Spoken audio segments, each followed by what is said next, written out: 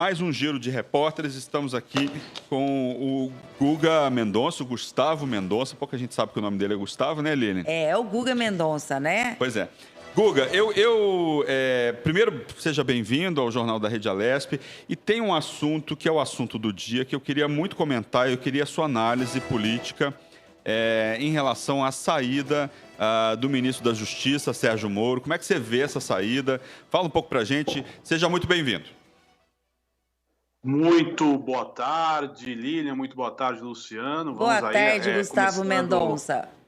É uma sexta-feira muito triste pelo falecimento do ex-deputado João Melão Neto, grande jornalista também, que fez história na TV Record com o Jornal da Tosse. Para todos nós jornalistas, era um exemplo aí de jornalista. Então, muito triste. O seu último cargo público foi aí na Assembleia Legislativa. Então, fica aí os nossos sentimentos a toda a família, ao deputado Ricardo Melão, que é filho do João Melão Neto. Mas vamos das notícias, né? Pois é, o ministro Sérgio Moro pediu demissão há poucos instantes numa coletiva lá em Brasília, dizendo que ele, com a demissão do diretor da Polícia Federal, ele perde a autonomia que ele combinou com o presidente de indicação, ter autonomia para investigação e tudo mais. Quer dizer, isso vai gerar uma crise política, mas vamos focar, né, na pandemia do coronavírus, aí que tem muitas notícias importantes aí para a gente abordar. Um exemplo, ontem, Luciano e Lília, em conversa com o doutor Nabil Goraeb, grande cardiologista, eu perguntava para ele, né, como algumas pessoas aí abaixo, com idade baixa, acabam morrendo do coronavírus sem ter exatamente nada. Ele me explicou, ele falou, Guga, às vezes a pessoa não sabe que tem uma doença autoimune, não sabe que tem pressão alta, não sabe que tem uma diabetes, até por ser jovem, por estar com um físico avantajado, ter uma atividade rotina. E geralmente as pessoas que morrem do coronavírus têm alguma causa relacionada a uma outra doença. Isso é importante a gente passar a informação para o telespectador para que também haja tranquilidade, né? Porque às vezes se vê várias mortes aí acontecendo, tivemos essa semana um médico aí de 32 anos e acaba causando um pânico geral. Pô, as pessoas estão morrendo sem ter exatamente nenhuma outra doença. Ele falou que na maioria dos casos a medicina diz que algum outro problema deve acontecer. Outro alerta do Dr. Nabil é que cada vez menos, para que vocês tenham ideia, está tendo a procura pelos hospitais em casos de emergência com outras doenças, como infartos e AVC. É muito importante, você sentir algum sintoma dessas doenças, procure a emergência dos hospitais. A maioria dos hospitais de São Paulo separaram, né, uma ala para síndrome gripal e outra para outras doenças. Então não deixe que esses sintomas aí piorem, que depois a cura é mais difícil e muita gente também pode acontecer de ter um infarto dentro de casa e não procurar o socorro porque acha aí que vai chegar no hospital e pode contrair o coronavírus. E aí, Luciano, de ontem para hoje tivemos aí um aumento no número de mortes no país, quase 400 mortes divulgadas, mas isso tem também um dado, né? Foi a soma dos casos ainda que estavam em análise, né? Para que você tenha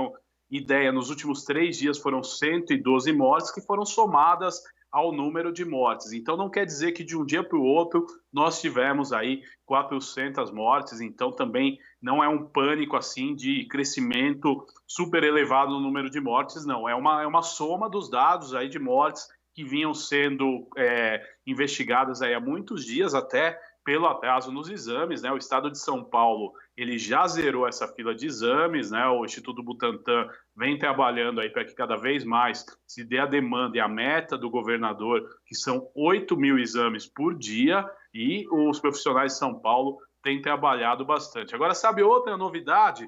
O governador João Dória, ontem, em conversa com cerca de 300 empresários por videoconferência, né? Ele sugeriu que o Dia das Mães seja adiado de maio para o mês de agosto, né, com o intuito aí de dar uma acelerada na economia no segundo semestre, que, se Deus quiser, já teremos passado por essa pandemia. Então pode ser, né, os comerciantes eles esperam que isso seja uma iniciativa nacional, para que fique, né, o Brasil inteiro trabalhe com essa data diferente esse ano, mas aí também é uma chance aí da economia movimentar, né? Eu não sei o que vocês acham de tudo isso, mas é uma chance aí de dar uma acelerada na economia no mês de agosto, que já tem o Dia dos Pais, e de repente ficaria o Dia dos Pais e o Dia das Mães na mesma época do ano, né? O Então, não sei qual a interessante, né, opinião. Guga? Não, o interessante é que se ele falou para colocar o Dia das Mães esse ano em agosto, que a situação tá caminhando para um rumo positivo, ou seja, em agosto vai estar mais flexível, né, esse isolamento social. Isso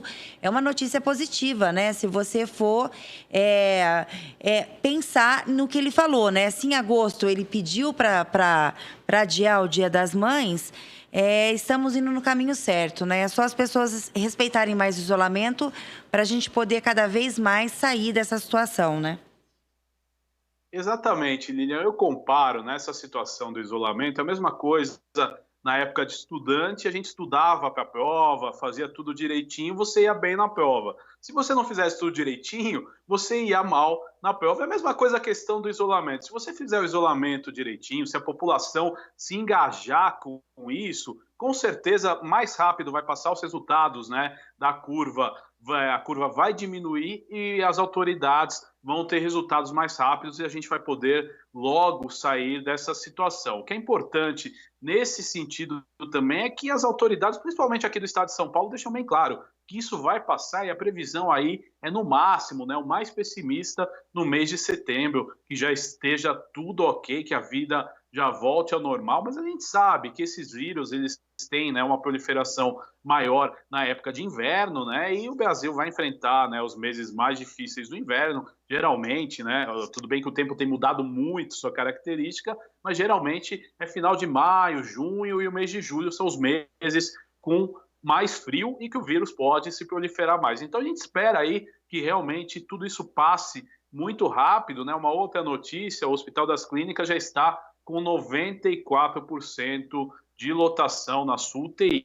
São 200 leitos, do qual cerca de 195 já estão ocupados, mas o Hospital das Clínicas vem trabalhando para nos próximos dias aí colocar à disposição mais 100 leitos de UTI para cuidar do coronavírus. Então, mais 100 leitos aí a Secretaria de Saúde, Hospital das Clínicas, que montou lá no Instituto Central do Hospital das Clínicas um verdadeiro centro de referência no combate, no tratamento ao coronavírus. Então, esperamos aí que nos próximos dias mais 100 leitos de UTI estejam disponíveis no Hospital das Clínicas aí para, com certeza, também tratar melhor a população. Mas, Lilian, Luciano, a gente entra numa questão que é única. Se as pessoas fizerem o isolamento social, tiverem mais um pouco de paciência, porque a gente sabe o quanto é difícil você ficar em casa o dia inteiro. Às vezes, quando você fica em casa por sua vontade, é gostoso, você fica descansando naquela preguiça. Mas quando você fica obrigado, realmente é muito difícil. Então, sabe o que a gente tem que passar para as pessoas agora,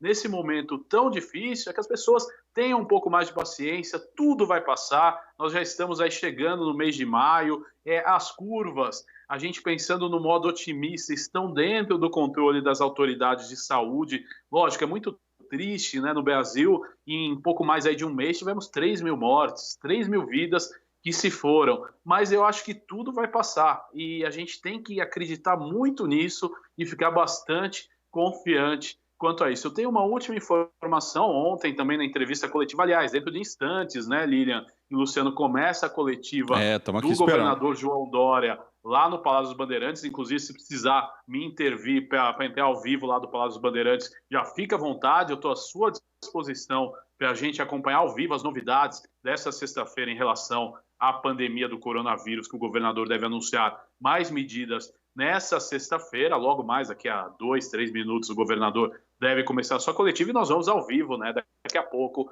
para o Palácio dos Bandeirantes. Mas uma última informação: ontem, na coletiva de imprensa, o prefeito de São Paulo, Bruno Covas, anunciou um plano de contingenciamento funerário. Na verdade, para que vocês entendam, a cidade de São Paulo tem possibilidade de fazer cerca de 200 enterros por dia. Essa é a estrutura que o Serviço Funerário de São Paulo tem. O prefeito Bruno Covas anunciou, né, um investimento, né, um remanejamento de verba de cerca de 40 milhões de reais para aumentar essa demanda para cerca de 400 enterros por dia. Isso conta com a contratação de 200 agentes funerários para este período, para que dê conta da demanda, aquisição de containers, retroescavadeiras, mais 32 carros para ajudar no suporte, a quebra do monopólio também do setor público nos enterros em cemitérios particulares e talvez até trabalhando com enterros 24 horas por dia. Na verdade, todo gestor público ele tem que ter essa preocupação. É muito triste, né? A partir do momento, eu como jornalista aí com quase 20 anos de atuação, é muito triste no momento que você tem que dar uma notícia onde as autoridades e os gestores estão preocupados em dar condições, né, para o enterro digno para essas famílias, né, que estão sofrendo tanto. Mas a cidade de São Paulo está preparada aí para essa dificuldade que nós vamos passar aí nos próximos meses. Também foram adquiridas aí cerca de 40 mil urnas funerárias. Então, a cidade de São Paulo preparada para a pandemia, para que pelo menos, né, as pessoas que sofreram essa pandemia, dessa doença aí terrível, tenham um enterro digno, né, meu caro Luciano? Guga, falando em mortes, né? Eu sei que nunca é uma notícia boa e tal, mas eu queria destacar aqui também que morreu essa semana, aos 94 anos, a ex-deputada aqui da Assembleia Legislativa, Teodosina Rosário Ribeiro, que foi a primeira negra a ser vereadora na cidade de São Paulo, e depois ela foi deputada aqui na casa de 1974. Eu não me engano, também, Luciano, a primeira mulher deputada. Depois vou checar essa informação, mas acredito que tenha sido a primeira mulher, além da primeira mulher negra a ser deputada, não é isso? Guga, exatamente. A gente vai falar um pouco mais sobre isso depois, porque acabou de começar a coletiva do governador João Dória. Vamos acompanhar. Vamos acompanhar o governador.